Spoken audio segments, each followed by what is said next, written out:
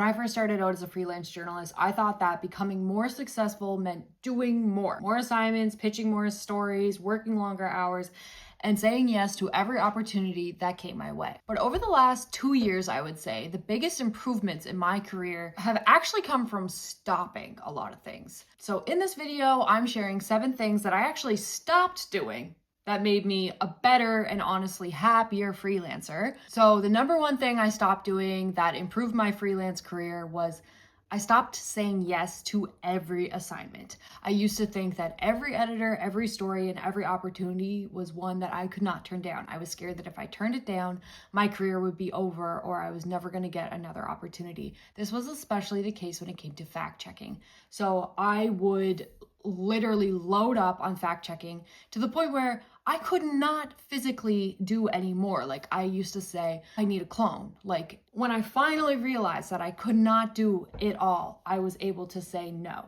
But it took a long time and working way crazy hours when it was literally not necessary at all. I was scared that if I said no one time, they would never ask me to do an assignment again. That was not the case. Now I look at other factors as well. It's not just yes to the story because I want to write for them. The pay rate, the timeline, how many rounds of edits, whether there's fact checking, whether the story actually interests me, whether I realistically have time or want to work on it, and how fast the publication pays. In my experience, saying no to the wrong work actually leaves more room for better assignments and clients. Number 2 thing I stopped doing was undercharging because I just felt lucky to be published at all. So early on, I was excited to get some long-awaited bylines. The truth is that as you grow as a freelancer, you gain experience and your pay should match that. You're getting better at reporting, better at interviewing, you're delivering cleaner copy, and all of that saves editors time. It's not about being greedy, it's just recognizing that your work has improved and that you should be paid accordingly. If the editor wants to give someone work at the lower rate, they're gonna probably find a newer journalist who would do what I did years ago, and it's just constant churn. I talked about that in one of my previous videos as well. A third thing I stopped doing as a freelancer, and it improved my life, was constantly checking my email and having notifications on my phone. So sometimes I have to turn them back on. Most of the time, my email notifications are on, but it was worse when I had the Apple Watch and I was getting emails on my wrist. And I'd look and it would be an editor emailing me. I'd be like, oh my God, and that would cause me anxiety. So as soon as I stopped having push notifications on my email, I was able to check the email when I felt like it, not when it felt like telling me that I had an email. So I always respond in a timely manner. It just cuts back that lag of being anxious until I could reply. It also completely broke my concentration. So now when I'm working on a story, I exit my inbox, I don't open it until I'm done. Chances are I have an email that I have to respond to, but if I had seen it while doing the interview or writing, I would have went off on that tangent, and that's just kind of how I am. So if I got an email about, oh, this invoice isn't good, like we need this information on it, I would literally stop what I was doing, go fix the invoice, send it to the guy, like it would just go on, and then I'd be stuck on the email. And now I batch emails. I put certain hours of the day when I'm going to respond to emails instead of reacting to every single notification. And this way I get more work done and I'm less stressed, like actually. All right, the 4th thing I stopped doing, and thank God for this, is that I stopped comparing my career to everybody else's. Someone's landing a bigger publication. They're always announcing this huge project they're working on. They got a new podcast deal. LinkedIn is bad for this, but I already told you guys in a previous video how important LinkedIn is to finding work where other people are not looking. So you do have to be on LinkedIn, but if you're in a vulnerable position, please don't go on LinkedIn and look at like what your old classmates are doing and which publications they're writing for. It's really not helpful. And LinkedIn is a form of social media. It makes it look like everyone is constantly just wins.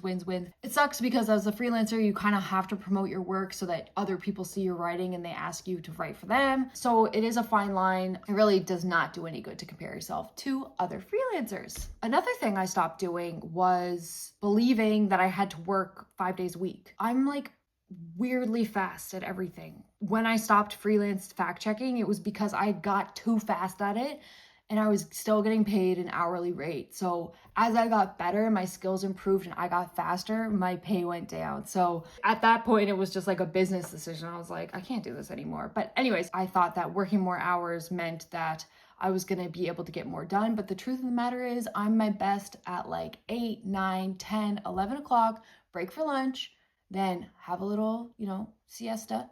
And then I come back and I do like 1, 2 o'clock, and that's it. My day is over. I am a freelance journalist because I don't want to work corporate hours. I'm working the hours that are matched to my productivity, and that's great.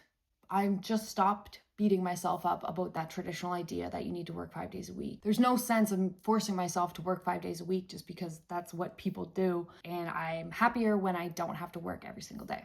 Another thing I stopped doing was working with editors who required too many rounds of edits. So I've worked across a broad spectrum of editors. Some people say, great, and which makes me nervous.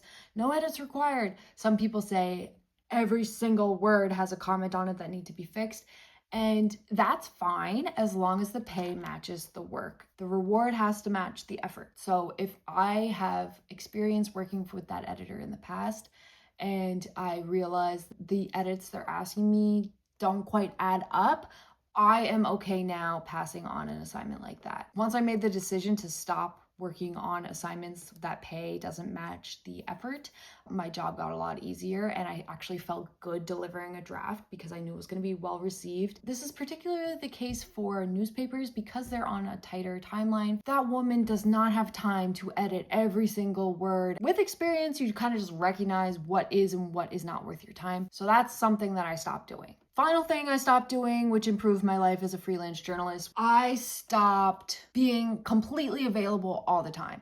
I used to leave my schedule wide open for sources to call me anytime. Fact of the matter is, I'm not always at my desk, so I had to stop doing that.